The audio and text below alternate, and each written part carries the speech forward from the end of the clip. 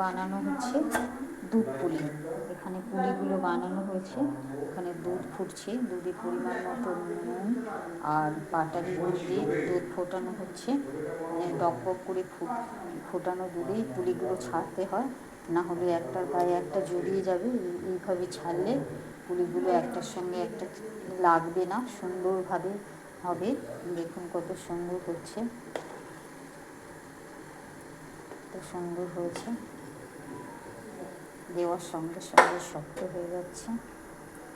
আর এখানে হচ্ছে ভাপা পুলি। নিচে জল টকবক করে ফুটছে নিচে পাত্রে, উপরে ফুটো বাটিতে পিঠেগুলো দেওয়া আছে পুলি বানিয়ে। আর এখানে ঢাকা দেওয়া হয়েছে।